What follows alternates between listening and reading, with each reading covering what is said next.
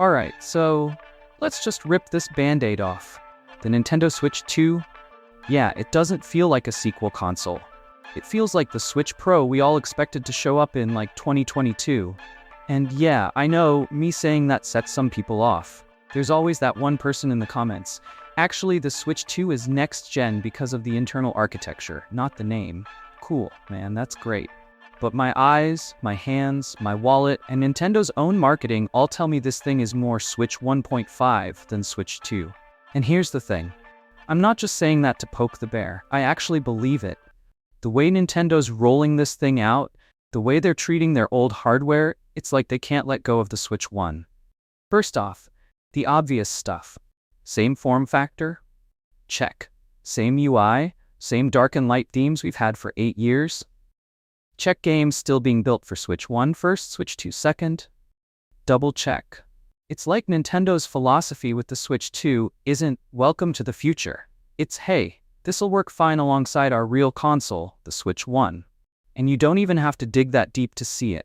It's right there in the Switch 2 edition branding. Let me paint a picture here. You've got Metroid Prime 4 coming up. You'd think the default version would be the shiny new Switch 2 one, right? Nope. The default is the Switch 1. The Switch 2 gets labeled like a deluxe Happy Meal upgrade. And this isn't just old ports we're talking about, it's new games that haven't launched on either system yet. Nintendo's literally positioning the Switch 1 as the main platform, and the Switch 2 as the bonus tier. If you're trying to sell me on a next-gen console, maybe don't treat it like the side dish. And here's where it actually affects things behind the scenes. Because now third-party devs are looking at this and going, do I gamble on a Switch 2 exclusive that might not take off yet? Or do I make a Switch 1 version that can sell to 150+ million people and still work on Switch 2? That's not even a tough choice. You make the Switch 1 version. Easy money? The problem? Now your game is capped by decade-old tablet hardware from 2015. We're talking weaker performance, 30 FPS caps on games that don't even look that demanding, and missing features that could have been possible if they'd just aimed for Switch 2 first. And sure, Nintendo's first-party teams can squeeze gold out of a toaster, but third-party devs? Not so much. Here's the kicker. Nintendo's not exactly leading by example here. Look at the launch lineup. Only a handful of Switch 2 exclusives, and most of those aren't even out yet. The rest? Switch 2 editions of games designed for the Switch 1. If you're a developer, you're seeing Nintendo itself play it safe, and you're thinking, if they're not betting big on their own console, why should I? And man, the contrast to the Switch 1 launch is night and day. Back in 2017, the Wii U was still technically alive, but Nintendo dropped it like a hot potato. Outside of Breath of the Wild, the Wii U got nothing that year. They went all in on the Switch, and it paid off. Fast forward to now, they're actively promoting the Switch 1 as a viable option if you can't afford the Switch 2.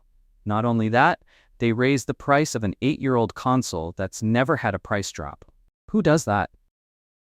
It's like they're trying to keep both consoles alive indefinitely, even if it means slowing the Switch 2's momentum to a crawl. Now, some people will say, relax, it's a brand new console, it takes time for exclusives to roll out. And normally, I'd agree. But Nintendo had 7 years of Switch 1 to prepare for this moment. This isn't a situation where the tech caught them off guard. They knew exactly when the Switch 2 was coming. They could have had at least a few heavy hitters ready to go.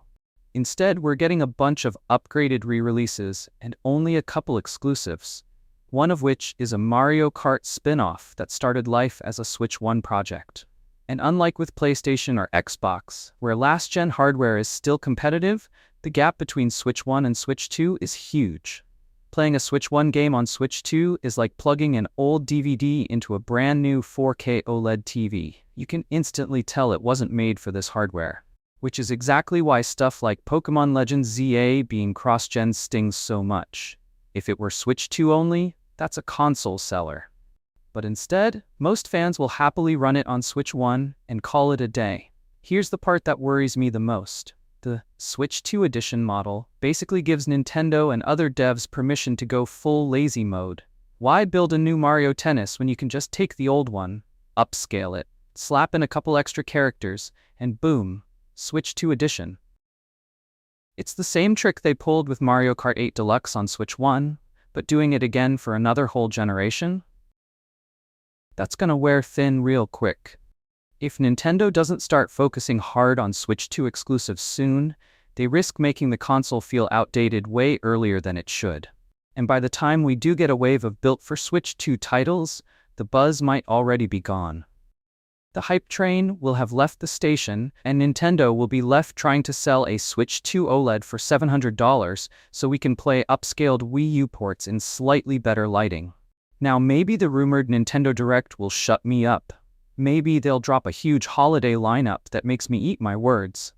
But I'm not holding my breath, because if the big holiday title ends up being Metroid Prime 4 Beyond, which, by the way, will still run on Switch 1, then yeah. Everything I just said stands. And here's the thing.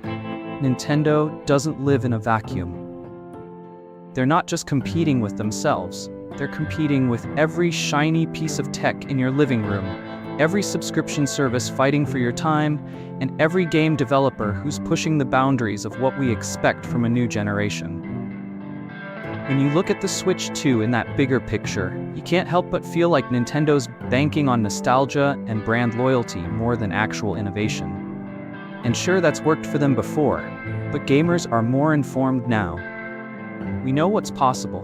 We've seen how good handheld gaming can look and feel when companies really push the hardware. So if the Switch 2 is going to survive past the hype bubble, it's going to need more than, hey, it's like the old one, but shinier. It's going to need games and features that make you stop and say, okay, I can't get this anywhere else.